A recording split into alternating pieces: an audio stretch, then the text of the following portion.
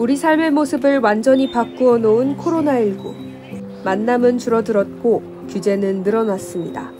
모임 인원을 제한하고 줄어든 운영 시간에 맞추어 헤어지는 것, 그리고 다양한 생활방역 수칙을 준수하는 것은 이제 우리의 일상이 되었습니다.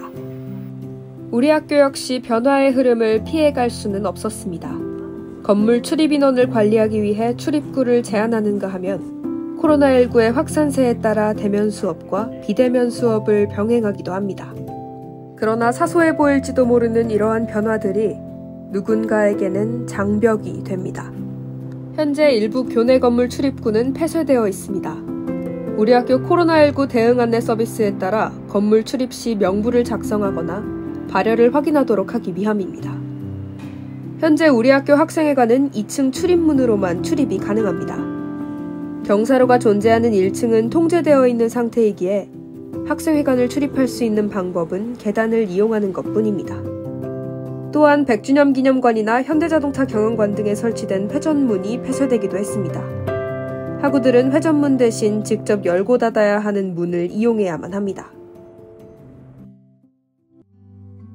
가장 큰 문제는 이동권이 문제가 될 것 같은데요. 현재 코로나로 인해서 출입문을 하나로 통일하고 있다 보니까 경사로와 같이 베리어 프리한 길은 거의 막혀있다고 보면 되는데요. 굳이 휠체어 사용이 아니더라도 시각장애인 분들이 출입문이 다양하게 존재하는데 어느 문이 개방되어 있고 어느 문이 폐쇄되어 있는지 확실하게 사전에 알아보기가 어렵기 때문에 그 출입문을 찾는 과정에서도 어려움을 겪을 거라고 생각이 됩니다.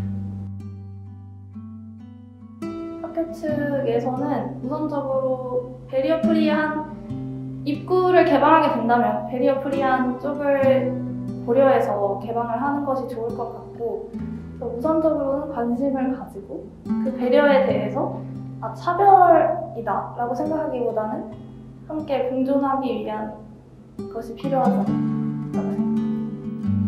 코로나19의 확산 이후로 쉽게 찾아볼 수 있는 항균 필름은 바이러스 확산을 막기 위해 여러 손잡이나 엘리베이터 버튼 등에 사용되고 있습니다. 그런데 엘리베이터 버튼 전면을 덮는 항균 필름은 시각장애 학우들이 점자를 읽을 수 없도록 방해합니다. 아무래도 이런 필름이 붙어 있으면 좀 더 흐릿하게 보이고 하다 보니까 엘리베이터 층수를 누를 때 비장애인에 비해 시간이 좀 많이 소요가 되는 편이어서, 물론 다른 분들이 뭐라고 대놓고 말씀을 하진 않지만 저 스스로 눈치가 보여서 엘리베이터를 이용하기가 조금 꺼려지는 부분은 있는 것 같아요. 발표 수업 같은 경우에는 제가 뭔가 발표를 해야 하는 차례에 이거를 조작에 아무래도 식별하는 데 시간이 오래 걸리다 보니까 좀 이게 수업이 지체가 되게, 저 때문에 지체되는 것 같아서 죄송해졌던 적도 있고, 아니면 줌 수업 같은 경우에도 이제 교수님께서, 물론 교수님마다 성향들이 다 다르시지만 교수님께서 질문을 내시고 그 질문에 대한 답을 채팅으로 올리게 하시는 교수님들이 계신데, 제가 대답을 하고 싶어도 이게 채팅을 칠 때 비장애인에 비해 시간이 좀 오래 걸리다 보니까 뭔가 다른 학우분들이 다 이렇게 올리신 다음에 늦게 올리는 게 조금 흐름을 끊지 않을까 싶어서 고민하게 된 적이 많았던 것 같아요. 비대면 수업뿐만 아니라 대면 수업에서도 장애학우의 학습권과 관련된 문제가 확인됩니다. 이제는 너무도 익숙한 마스크는 대면 수업에서 청각장애 학우들의 원활한 소통을 가로막습니다.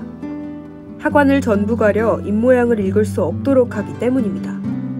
무엇보다도 코로나19 상황에 수시로 변화하는 교육 환경으로 인한 혼란이 장애 학우들이 경험하는 가장 큰 장벽입니다. 대면 수업으로의 전환 등 교육 환경이 바뀔 때마다 역할이 달라지는 교육 지원 인력이 여전히 부족하기 때문입니다. 외국의 경우에는 특히 호주라든지 캐나다라든지 이쪽 같은 경우에는 코로나 사태가 나타나자마자 장애인들 당사자들을 중심으로 장애인 선언 같은 것들이 이제 나왔어요. 국가가 연방정부 차원에서 장애인들을 위해서 어떻게 앞으로 준비를 하겠다라는 것을 코로나가 발발한 지 얼마 안 돼서 그런 것들이 이제 국가 차원에서 또 선언들이 나왔죠. 근데 우리나라는 아직까지도 그런 선언이라든지 준비라는 것들이 이렇게 명확하게 평명화된 것들이 없어요. 제가 이제 보통 강의를 하면 이제 우당교육관에서 강의를 하는데, 우당교육관에 보면은 이제 계단이 있습니다. 근데 계단이 아니라 그게 만약에 경사로라면, 그냥 경사로라면 그건 휠체어를 탄 장애인도 이용할 수 있고 비장애인도 이용할 수가 있습니다.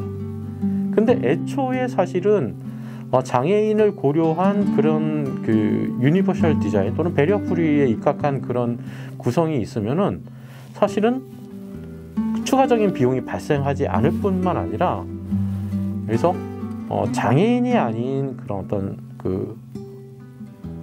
이동상의 약자들이 있지 않습니까? 아동이라든지 어르신이라든지 그분들한테도 그 경사로는 유일하게 작용이 될 겁니다.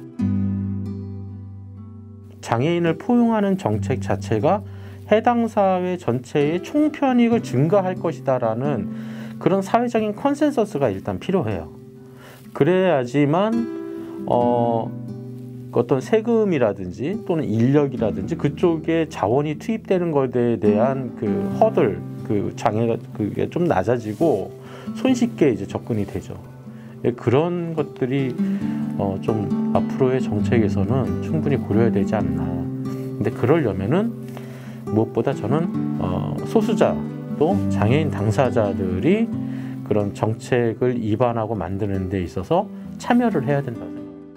전례 없는 코로나19 상황으로 빠르게 변화하고 있는 시대.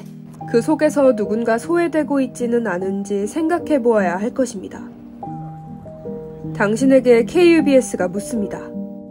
지금 우리 학교는 배리어 프리한가요?